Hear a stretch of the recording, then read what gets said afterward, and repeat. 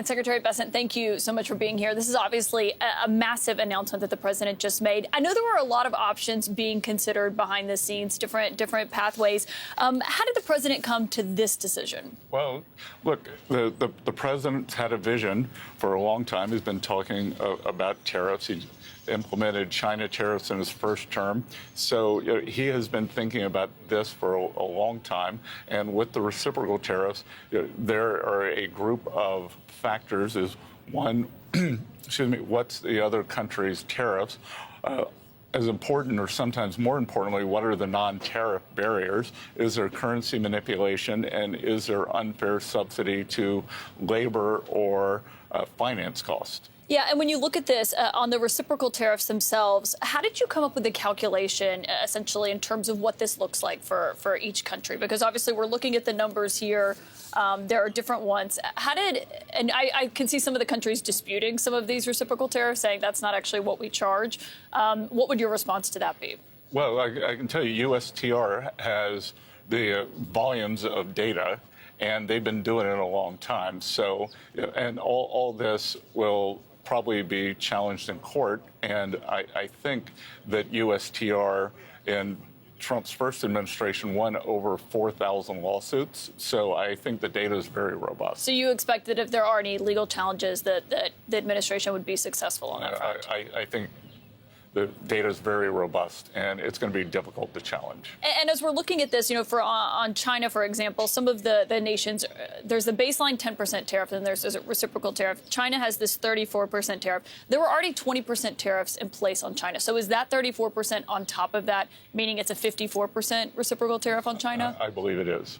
Okay. And so when you look at that on the reciprocal tariffs, as these are going to an effect, I imagine some of these countries are going to call and try to negotiate this. Is that an option for these countries over the next few days, or what is the White House's mindset on that? Well, I think the mindset is let's just see where we are, and then we'll see how President Trump feels about all this. Okay, so it's essentially up to President Trump if he's in the mood to negotiate with some of these countries. Well, I mean, it's not the mood. It's the how. How are we seeing things? I think the real thing is going to be, and that he's going to gauge the tariff level by, it won't be necessarily the calls from the leaders, it's going to be the calls from industry saying, okay, how can we get these off? And he's going to say, you can get it off, bring your factory to the U.S. Yeah, and obviously with the cars, all foreign-made cars imports are getting a 25% tariff starting at midnight. If half the cars coming into the United States are foreign-made, that's hard to turn around overnight, as you know. So what would you say to people in the auto industry who are worried about that timeline and how quickly that could shift? Buy American. And what about American-made cars and produced cars that are being made using foreign-made parts? Well, I believe the USMCA is exempt. Yeah, those that are compliant with this. Obviously, yes. Canada and Mexico are not on here. A lot of these are our closest allies, South Korea, Japan. When you look at those countries and the tariffs that they're being charged, if they're calling, what would you say to those nations who may have concerns about how to lower these numbers? Well, I would say they've been doing it to us for a long time. Right? And if they don't like tariffs, then why do they have them? And should we view these as permanent? That I think we're going to wait and see how this plays out. And if countries retaliate, which some have said that they would, some have said they wanted to wait and see, what is the White House's response going to be to those countries? Well, Caitlin, one of the messages that I'd like to get out tonight is everybody sit back, take a deep breath, don't immediately retaliate. Let's see where this goes, because if you retaliate, that's how we get escalation. And then it becomes a full-fledged trade war, in your view? Not a trade war, depends on the country. But remember that the history of trade is we are the deficit country. The deficit country has an advantage. They are the surplus countries. The surplus countries traditionally always lose any kind of a trade escalation. So I did, as a student of economic history or a professor of economic history, I'd advise against it. So you're essentially saying that they should not retaliate? I would say that doing anything rash would be unwise. And on the 10% of all imports across the board, that's that baseline on all countries. You've said before that that tariffs should be used strategically. What is the strategy in that? What is the ultimate end game for that? No, I'd said that that's one use of the tariffs. Go back all the way to Alexander Hamilton. Alexander Hamilton used them to raise revenue. He used them to protect industry. And President Trump has added the third leg of the stool, which is strategic. So, if we are thinking about a 10% global tariff, and let's assume that we import about $3 trillion a year, so that's $300 billion. And that's a substantial revenue raiser that could then be used for working Americans on no tax on tips, no tax on Social Security, no tax on overtime. And for those buying autos, they can reduce their bills because interest on American-made cars will be tax deductible. So this is really a working class, the tariff and tax plan. And if the point of this ultimately is to get people to buy more U.S.-made products, but you are counting on that revenue, as we've seen some of your colleagues like Peter Navarro arguing how much money this could bring into the United States, in the end, wouldn't that theoretically dwindle over time if people are buying more U.S. and there's less money coming in from what's being imported into the United States? Yeah, that's a great question. And that's why in the past I've called tariff policy done properly is a shrinking ice cube, because what will happen, we will start out with high tariff income, but then as the factories come to the U.S., we will have more business income and we'll have more paycheck income because American workers will be earning. So you would see it's a rebalancing.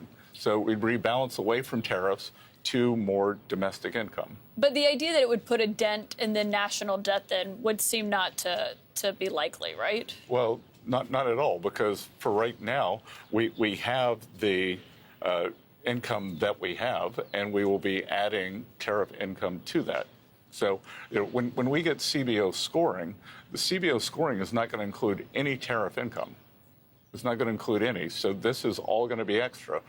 So we're at this, that the other T, other than tariffs, is tax. And from here, I'll be spending most of my time on the tax deal, and we're in this strange betwixt and between on the tax deal, because there will be substantial tariff income, there will be substantial cost savings, and we're not going to get credit for either of those with CBO scoring. Well, and obviously that's why you've been having a lot of conversations with Republican lawmakers. But before I get to that in a moment, we're seeing international markets start to respond to the president's announcements. Obviously, the markets in the United States are already closed.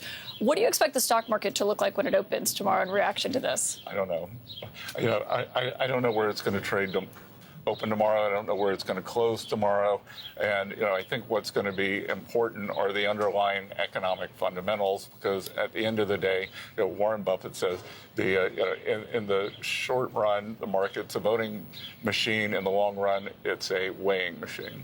Well, and we've heard some of the allies of this White House say there will be some short-term pain for Americans. I think regular people watching may say, how do you define short term? What does that look like for me and for my bottom line? What would you say to them? Well, again, I think there are two things there to unpack, Caitlin. One is on what we were doing on government spending. So we were bringing down government jobs, we're bringing down government borrowing. So this unsustainable level of government stimulus is stopping. And then on the other side, private sector jobs and private sector borrowing will take over. Those may not be perfectly matched, but we did see an increase of 10,000 manufacturing jobs last month. On the other side, when you think about especially for working Americans, could we get a price adjustment due to the tariff? Maybe, maybe not. Walmart CEO seems intent on making China, or his suppliers in China, eat all the tariffs. So Walmart, biggest retailer in America, 40 million people a week go in there. So, and then on the other side, once the tax bill gets through, then we will see the decrease for working Americans. So that's why part of what I've been doing up on the Hill is pushing the House, pushing the Senate, and they don't need much pushing, because I think the most undertold story in Washington these days is the level of Republican unity. Yeah, well, on that front, and we'll see what Republicans do and how that looks. Obviously, that's the president's ambitious agenda. But on, the argument of short-term pain, long-term gain, which it seems what you're arguing about the long-term, what this will look like, prices will go up for Americans in the short term, right? They could. They don't have to.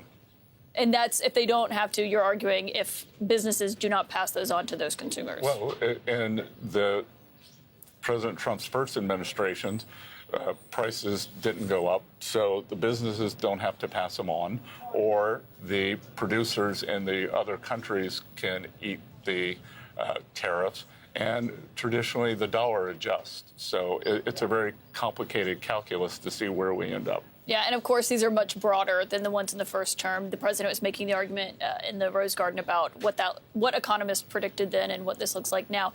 But on what you mentioned on what the president promised on the campaign trail, whether it comes to no taxes on tips or Social Security, do you envision this in a large way helping pay for that? Because sometimes that's a criticism from critics of this White House, saying that he's just using these tariffs to pay for the extension of those tax cuts. Well, for the extension of the tax cuts or the new no tax on tips, no tax on Social Security, no tax on overtime, and auto deductibility. And look, what's wrong with that? That if we take the 10% ring around the globe tariff, that if there's a currency appreciation, if the producers eat a portion of it, and then there's a slight price adjustment. On the other side, you have all four of those things happening for working Americans. At the end of the day, we could imagine that their real after-tax purchasing power has substantially increased. And we'll see what that looks like. But on just this overall, you're coming into this. Some people say, most Americans, I feel pretty good about where the economy was when President Trump took office. We saw the stock market rally. Do you have any concerns that this announcement will put that in jeopardy for Americans? Well, first of all, Caitlin, I back up because out on the campaign trail and for the previous year, I called it the steroid economy. It looks great on the outside. You're kind of big, muscular in this, but on the inside, it's killing your internal organs. And what was happening was we were heading for a financial crisis. We were at 6.7% deficit to GDP, which we've never had when we weren't at war, weren't in recession. And no matter what, we were going to have to put the brakes on that. So that as we bring that down, I'm feeling pretty good about averting the crisis and getting to the other side of this. Secretary Bessent, thank you so much for your time. Good to see you.